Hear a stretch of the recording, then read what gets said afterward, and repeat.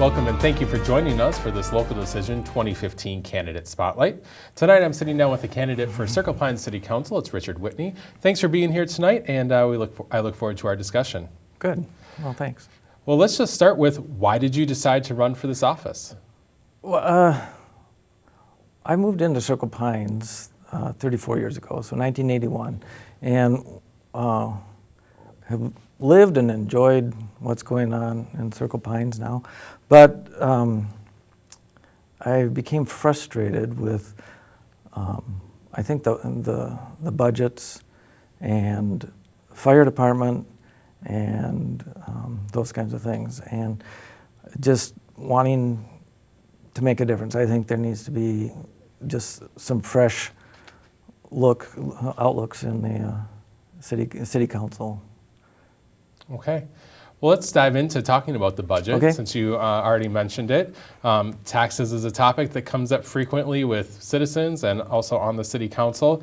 Give me your assessment looking at a city budget. First of all, I want to talk about, to you, what are the most important things that a city budget funds? Well, most important things in the city would be sewer and water and roads, the transportation part. Then the other things would be public safety. So it's fire department and the police department. Kind of on the flip side of that, when looking at a city budget, do you think, and specifically about Circle Pines city budget, do you believe there are areas of a budget that could be trimmed? If you had to make cuts, if you were on city council and had to make cuts in a budget, are there certain areas you would look at first? Probably. Circle Pines, if you remember way back 2-3 years ago, Governor Dayton had a big push on the 2%ers and the smokers and raising taxes on them to help reduce property tax. Well, Circle Pines benefits greatly from that. Like this year, we got $338,000 out of that program to reduce taxes and help bring the budget down, and that didn't have those things didn't happen. The money was spent and it was absorbed into its regular thing, and that's exactly what the governor had warned us as citizens about. He said the money's coming, it's coming to the cities, it's coming to the city councils, and it should reduce your taxes. In 2014, it didn't. He says it's up to the citizens to fight and to get the city councils to reduce the tax base and stuff. So I think that can be done. It's a lot of money. Are there areas in the budget that you'd look to reduce? Well, just the other day, I couldn't find it coming here, but the other day there was an article in the Star Tribune about public safety expenses in cities, especially the metro area, and in that it said the cities that have their own police departments are much more expensive than cities that either have a joint agreement with the other cities and or contracted out kind of thing. And it's interesting that in that article, the per capita expense was really quite high. It's like $250 a citizen to run a police department, but the cities that contracted it out dropped it way down below $100 a person. And so that's one way to reduce that budget. And the interesting thing is the budget for the police department is almost $1 million. So we have 5,000 people in the city of Circle Pines with $1 million police department. And in my mind, I'm going, either crime is rampant or we're overpaying. And my feeling is we're overpaying. I've lived there for 34 years and I haven't seen a big outbreak of crime or anything like that. I haven't seen that really anywhere in the area. let's continue talking about public safety a little bit, but let's switch to the fire side of it. Lino Lake's leaving the Centennial Fire District. Tell us about what you think the effect will be on Circle Pines, and if that shared fire district model is still something that will be viable for Circle Pines going forward. Well, when it happened, it was interesting because I sat in at the meetings at the firehouse when the group met and we're talking about it, the three cities, and they were hashing out, and they came to what I thought was a great conclusion to the meeting, a great way to solve the disagreement between Lino Lakes and Centerville and Circle Pines.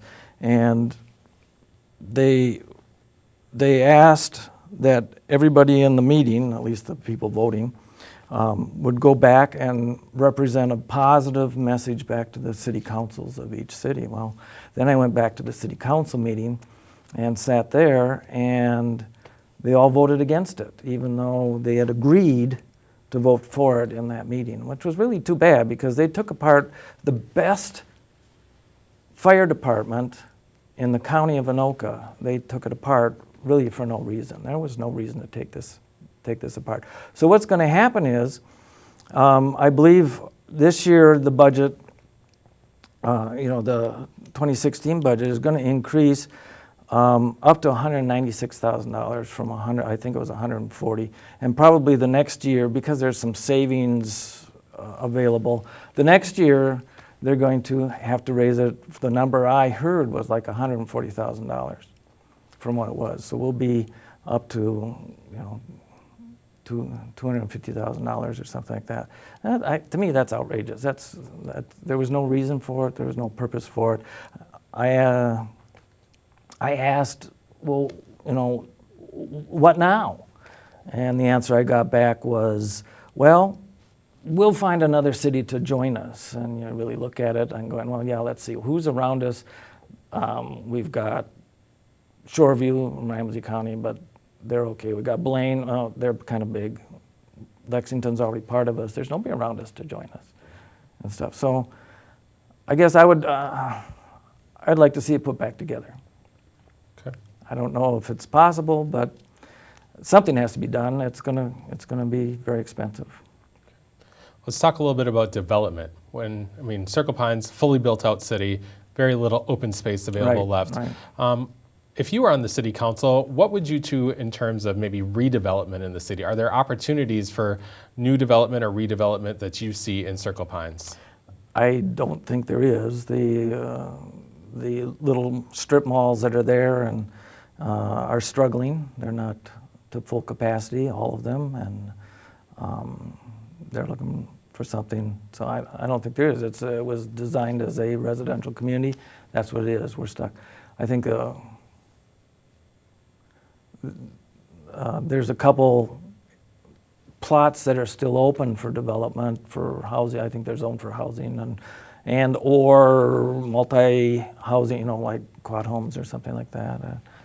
But I think somebody from out east is looking at a property or something like that to develop. But that's kind of about all there is. Okay.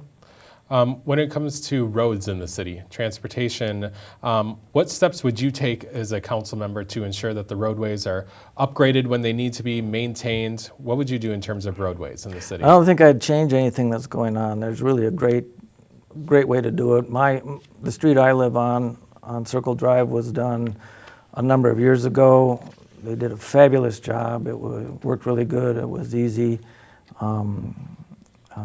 The method that they're using is great. It's just kind of a shock when you get the bill to pay for it, but it was nice. I don't really know of any way that you could make it cheaper unless you let the road fall apart and we go back to dirt roads. So.